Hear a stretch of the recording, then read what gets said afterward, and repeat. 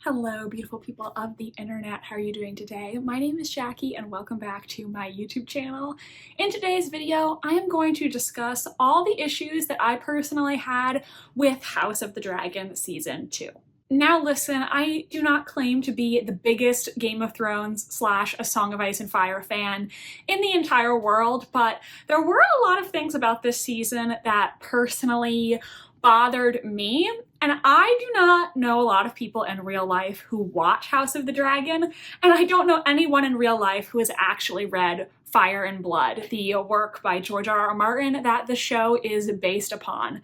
So I decided to make this video airing my grievances to open up a discussion and find out what other A Song of Ice and Fire fans thought. So this video is just my subjective opinion on the season, explaining why it did not work for me. And if you agree or disagree, I would love to hear from you in the comment section because I just really want to talk about House of the Dragon with someone who has also read the book. So even if you disagree with me, polite disagreement is totally welcome. This is meant to start a conversation and hear what other people think about it. I also just really quickly want to mention here that I will not be diving into specific spoilers for parts of Fire and Blood that we haven't seen yet on the show, so I'm not going to spoil any future seasons, but I am going to make some vague references to changes that the showrunners made, so don't watch if you don't want to see that. I actually quite enjoyed House of the Dragon Season 1. They definitely made some changes and deviated from the source material in certain aspects, but overall I thought Season 1 was very interesting, well acted, and compelling.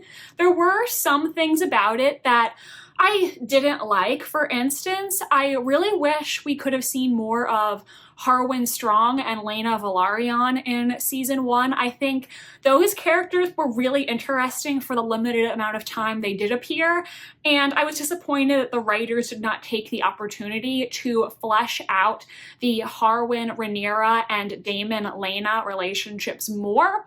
But despite issues like that, I still really enjoyed the season as a whole, and I was interested in it. This season, I didn't absolutely hate, but I really had a lot of issues with it. And I think really in this video, I'm going to sum up my complaints in 4 main sections. First, I'm going to talk about my issues with Rhaenyra and Alicent as characters as a whole. We're also going to talk about the erasure of some important characters from Fire and Blood, the blatant disregard for A Song of Ice and Fire lore in some aspects, and also just how I think this show has issues with character building in general. So first, my issues with Rhaenyra and Alicent. Now, when I'm watching House of the Dragon, the way I am interpreting the creators' artistic intentions is thus. I believe that they want viewers watching House of the Dragon to root for Rhaenyra and Alicent as the protagonists of the show. They want you to see them as sympathetic, heroic, and victims of the patriarchal world they are living in. However, I have to say that I personally am not rooting for either character in Season 2.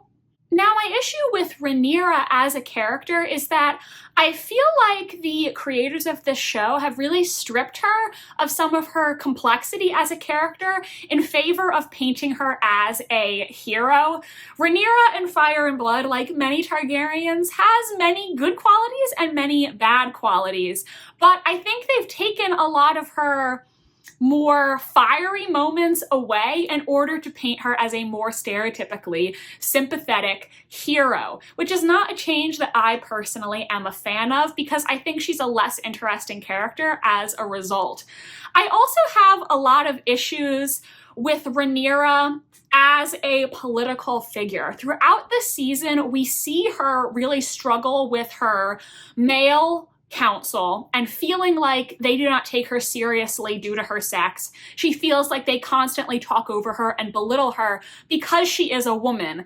And my issue with this is I do not think season 2 shows Rhaenyra to be a competent political strategist. So I, as a female viewer, as a feminist, don't necessarily see the male counselor's behavior as straight misogyny, because Rhaenyra doesn't show herself to have good political ideas to begin with. The storyline in which she goes to King's Landing to speak to Alicent was so stupid. I absolutely do not know why she thought this was a good idea, because Rhaenyra reasonably should have been killed going on this idiotic mission, thinking that she could stop the war if she just talked to her gal pal Alicent one-on-one. It was a completely asinine plan that put her life in danger when she did not have to. And honestly, I don't know what Rhaenyra expected to get out of this encounter, because she was approaching Alicent, asking Alicent to stop the war, but she also wasn't willing to relinquish her claim to the throne. And I just don't think it's realistic to expect Alicent to intercede with Aegon, get him to give up his claim, and just submit to Rhaenyra's rule. I don't think there was really any realistic scenario in which this plan was going to actually work. And I think early on in this season particularly, you see Rhaenyra wanting to fight for her claim to the throne, but also being unwilling to shed blood to do so. And realistically, I don't think that makes sense, because when you are fighting in a dynastic war of succession, there is no way to press your claim ethically. When you look at history, all of these monarchs engaging in these dynastic wars do terrible things, and innocent lives are going to be lost for the pursuit of an absolute monarchy. There is no way to pursue a position as an absolute monarch and also be an ethical person at the same time, because an absolute monarchy is in itself unethical. It just, to me, made it seem like Rhaenyra was a naive person with no understanding of her situation, because she had two options. Either she could forfeit her claim and avoid bloodshed, or she could press her claim, in which case people were going to have to die. There was no way that she could get both options, in my opinion. As for Alicent, I personally do not view her as a sympathetic figure, because she made many bad choices that resulted in her being where she is. Now, Alicent, as she is presented on the show, is, in my opinion, both a victim of the patriarchy, but also a perpetrator of the patriarchy. She chose to align herself with the side of the conflict that is discrediting Rhaenyra solely because of her gender. And then later she's shocked when none of the men on this council want to treat her seriously in the political game. I mean, I think anyone with a few brain cells to rub together would have seen that coming. When you literally hitch your wagon to the side that says women should not be able to inherit solely on the base of them being women, like, obviously they're also not going to take you as a woman seriously. Like, I feel like that's obvious. Alicent chose to get in bed with the misogynists, literally in the case of her affair with Kristen Cole in this season. So I honestly feel like her struggles to hold power and be taken seriously as a woman are entirely foreseeable, and I don't know why she's surprised by what has happened. I also just genuinely can't feel sympathy for her, because in season 1, we saw how she reacted to Diana, the servant at the Red Keep that her son Aegon sexually assaulted. Instead of taking Diana's story seriously, she threatened Diana to not say anything about the king raping her, and then gave her moon tea to prevent her from becoming pregnant. She displayed no amount of empathy for this servant girl, so how am I supposed to feel empathy for her? She's made her choices, and maybe she was a victim when she was young, but that doesn't absolve her for the things that she has done as an adult. Then at the end of the season, we see Alicent make a similarly boneheaded political move when she shows up at Dragonstone to talk to Rhaenyra about the war. Again, Alicent is 100% risking her life, and she's really lucky that she wasn't captured or killed on sight, honestly. And I personally just don't find it believable that she's willing to give up on Aegon and basically concede that, yes, Rhaenyra, you can take the throne and have my son killed, when, as we just discussed, last season she was literally covering up sexual assaults for him. I just don't find it a believable character trajectory that she could go from that last year to now completely giving up on every member of her family except for Helaena and Jaehaera. I also personally find it ridiculous that Rhaenyra and Alicent on 2 separate occasions attempt to work towards a resolution when Lucerys and Jaehaerys have both already been killed.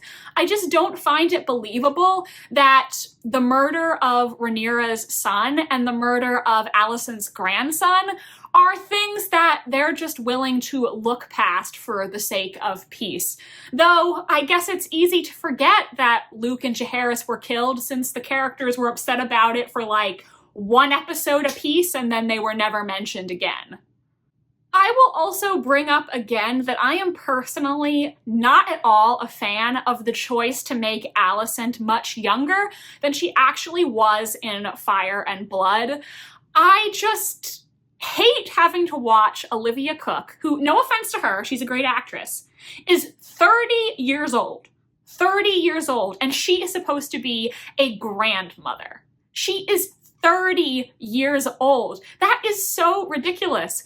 The actors playing her children are 29, 27, and 25. And yet she is supposed to be their mother. I find it absolutely ridiculous, and I just hate Hollywood and how it consistently does this. There are so many movies where the actress playing somebody's mother is only 5 to 10 years older than the person playing her son, or 1 year older in this case, because Hollywood views older women as no longer desirable. It's just, it's so gross, and I just hate this creative choice that they made. I've always disliked it, and I still don't like it. This brings me to my next point, which is the decision to incorporate these sapphic undertones to Alicent and Rhaenyra's characters. Now, I don't necessarily object to this change, but I don't like how it was executed. For instance, the kiss scene this season between Rhaenyra and Mysaria, I thought was absolutely horrible. She tells Rhaenyra this horrific story of child sexual abuse, being impregnated by her own father, and how that incestuous pregnancy then led to a botched abortion, which made her sterile. She tells her all of this horrible, traumatic stuff, and then they kiss. That is a choice, my friends. That is a choice. And I don't know who needs to hear this, but generally speaking, when women are discussing their history of sexual abuse and trauma, it doesn't make them want to make out. It doesn't turn them on, generally speaking. And I just found this entire scene so uncomfy and weird. It reminded me of the scene in the original Game of Thrones where Sam saves Gilly from being gang raped, and she then thanks him by having sex with him. I just find it really disgusting to just have these women go through this sexually related trauma only to then be intimate with a person right afterward. It just personally makes me really uncomfortable, and I hate it. My other issue with introducing this sapphic undertone to these characters is that the writers of the show have erased canonically sapphic characters from the world of A Song of Ice and Fire. For instance, Sylvie, who is the madam that Aemond is seen to have a relationship with the show, it is believed that she is replacing a character from the books named Sylvena Sand, who was canonically queer and had a relationship with another woman named Essie. Another queer character they replaced, Jane Eyre and her girlfriend. We actually see Jane Eyre in this season, yet she is never at any point presented to be anything other than heterosexual. It would have taken very minimal effort to just have her girlfriend there. This is someone who it's very clearly implied she was in a long-term romantic relationship with. She died in this woman's arms, and they could have just had her there in these scenes. She didn't even need to have any lines, but no, she didn't exist. The most egregious change to me is Sabitha Frey. So in the books, Sabitha Frey is the wife of Lord Frey, and she is pretty much as explicitly stated to be a lesbian as you can say that someone is a lesbian in a world where that term doesn't exist. It is said that she enjoys dressing like a man and kissing women. There is like a quote from Fire and Blood that says that about her. And yet in the show, we see Sabitha Frey in one episode, and instead of being the Sabitha Frey from the book, she is an old woman. And there is absolutely no reason to make this change. They could have kept Sabitha as the badass character that she is in the book, and instead they just chose to make her an old lady. And you know this character is supposed to be Sabitha because when you look up the actor on IMDb, she is credited as Sabitha Frey, even though her character bears absolutely no resemblance to the canonical Sabitha Frey whatsoever.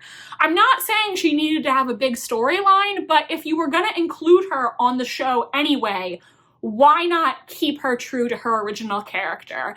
Honestly, this consistent erasure of canonically Sapphic characters, to me, is interesting at best and insidious at worst.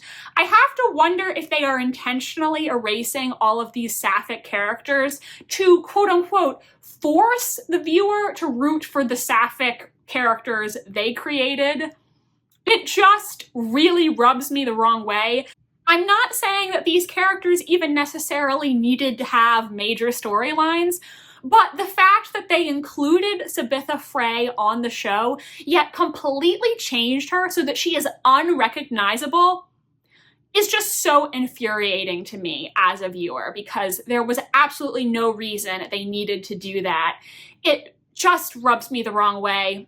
And honestly, if I don't get to see Black Allie Blackwood on this show, all right, I'm gonna riot, all right? I'm gonna make it everyone's problem because she is one of my favorite characters in all of A Song of Ice and Fire. So if we do not get to see bisexual icon Black Allie, there's gonna be hell to pay. This also nicely translates to my next complaint, which is that the writers of this show frequently disregard A Song of Ice and Fire lore for really no reason. And obviously, I'm not a 100% book purist, but when people are making choices in an adaptation, I, as the viewer, want to understand those choices and see, okay, I understand why they may have felt this way.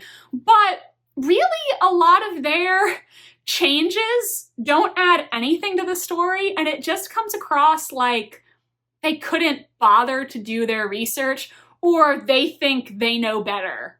For instance, we have this plot line regarding Stefan Darklyn and will he be able to claim a dragon. It is mentioned that he is a descendant of Rhaenyra Targaryen.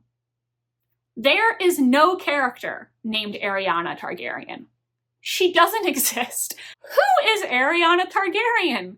Who is she supposed to be related to? I don't know. I don't think the writers know either. It also seems like the writers of the show have eliminated the character of Maelor, the second son of Aegon and Helena. And while this is not necessarily a big deal at this point, it does have repercussions for later on in the story because the existence of Maelor is necessary to set some later plot events in motion. I also am baffled by the decision to seemingly kill Aegon's dragon. He says in the final episode of the season that his dragon is dead, when actually in the book, the dragon was unable to fly, but still alive. I really have no idea why they decided to kill the dragon, because the dragon is necessary for a major plot event later on in Fire and Blood. And just staying true to the source material would have had the exact same effect. We could have still seen the conflict of Aemond wanting Helaena to join the fighting, them being down one dragon. Because, like I said, in Fire and Blood, the dragon can't fly. The dragon can't go into battle. So killing the dragon, as far as I can see, serves absolutely no purpose. We could have had the exact same conflict by following the book. I do not understand what they were thinking here, or what they're going to do when this major moment comes along later. I'm excited to find out. Like I said, I am absolutely not a book purist, but I want to understand why people adapting something are making the choices that they are making, and I don't understand what the writers of this show are thinking with some of these changes. I don't see how it's improving the story. In some cases, I think it's making the story worse. Now, my final complaint about House of the Dragon is that I personally feel like this show is lacking the character depth that we saw from the original Game of Thrones. Though the ending of Game of Thrones was bad, it was very bad, they did a lot of great character work. I think what I loved about Game of Thrones was how every character was very well drawn and compelling. I mean, think about how many iconic characters we got in the original series. Tyrion Lannister, Daenerys, Jon Snow, Arya, Sansa, Theon, Jorah Mormont, we had Cersei and Jaime and Brienne, we had the Hound, we had Bronn, even relatively minor characters like Tormund, Gendry, Davos Seaworth, Shireen. They were all really likable, compelling, or even if they weren't likable, they were interesting. I mean, Tywin Lannister, not a good person, but man, was he an amazing character. There were characters that you absolutely loved to hate, like Joffrey and Ramsay. Every character was fascinating on some level. But this show, I have characters that I like, but there's nobody that I'm really truly invested in. Like I said, I have a lot of issues with how Rhaenyra and Alicent are written. I do really sympathize with Helaena, but I don't know if I necessarily find her compelling. I think Baela and Rhaena have a lot of potential, but they have been underutilized so far. Jace was another character that had a lot of potential, but then he just became classist all of a sudden at the end of the season. And don't get me wrong, I don't think that's unrealistic, because obviously somebody who has been raised with this amount of privilege, it makes sense that they would have classist views, but I just feel like it wasn't an aspect of his character that we saw earlier. So if that was gonna be a storyline, I think they should have set that up earlier. I personally really enjoyed Daemon in season 1. Not because I think he's a great person, don't get me wrong, but because I felt like he was very compelling as a character. I think Matt Smith is so compelling and charismatic in his role, and he was the character that I just personally enjoyed watching the most. Which was a surprise to me, because when I read Fire and Blood, I hated Daemon, but I think Matt Smith's performance really made it click for me. His storyline this season, though, I really disliked. I think it was just such a waste of his talent to have him be at Harrenhal for all these episodes, just totally tripping. And I think they've made a lot of changes to his character that I don't like. For instance, in the book, it mentions that he is immune to Alice Rivers' powers, but yet his storyline was so tangled up in hers. This season, they depict him as being a pretty bad father to his children and an absentee husband, when the book says that he was devoted to Rhaenyra Velaryon. And I also really take issue with how Sarah Hess, one of the writers of House of the Dragon, has a clear anti-Daemon bias. She literally came out during season 1 and said that she could not fathom why anyone liked him. And I personally do not like it when writers tell me how I am supposed to feel. Because as a writer myself, I believe that when you create a work of art and put it out into the world, people are going to interpret it how they want to interpret it. They're going to like who they like, and you can't tell a consumer what their opinion should be. If people are loving Daemon, don't tell them that they shouldn't love Daemon. Be happy that they have strong feelings about something that you wrote. It really kind of came across to me as if this whole Daemon storyline was written out of sheer spite, to be honest with you. And I also found it very ridiculous that his change of heart in the final episode comes on the heels of having a vision that includes the White Walkers and Daenerys with her dragons. Yet, in the original Game of Thrones, the White Walkers and Daenerys ended up not meaning that much at the end of the day, so I found that creative choice quite silly, personally. But to go back to my point about the characters, I think the show is lacking character moments. I think the show is trying to have a lot of action, but because we haven't gotten to know the characters on that deeper level, to me it feels more hollow. Rhaenys, for instance, is a character I really loved in Fire and Blood, and I did enjoy her in the show, but when she died this season, I wasn't devastated. I didn't have the same emotional reaction that I had to something like Ned Stark's death or the Red Wedding. She died, and what I thought was, oh, she died already.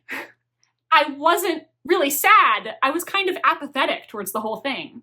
In the original Game of Thrones, we saw so many wonderful character moments. The show was really good at having enough exciting events to keep you watching, while also marrying it with these really interesting character moments. Some moments from the original Game of Thrones that I remember as being particular favorites were scenes like Jaime telling Brienne about why he killed the Mad King, or Catelyn Stark telling Talisa about her struggles to love Jon Snow and the illness that he had as a child. These moments give such amazing insight into the characters, and that was what made the show really special. Watching this season of House of the Dragon, my favorite scenes were character moments. The two moments that I genuinely really loved in this season were the vision that Daemon had of Viserys, where he ends up comforting his brother and basically showing that he did really love his brother and he feels like he should have been there for Viserys more. That was a really compelling moment. And the other scene that I loved was Larys talking to Aegon about his newfound disability. It kind of reminded me of like a Shakespeare's Richard III moment, because we get this insight into how Larys, being born disabled and dealing with that scorn his entire life, has shaped him into this Machiavellian schemer that he now is.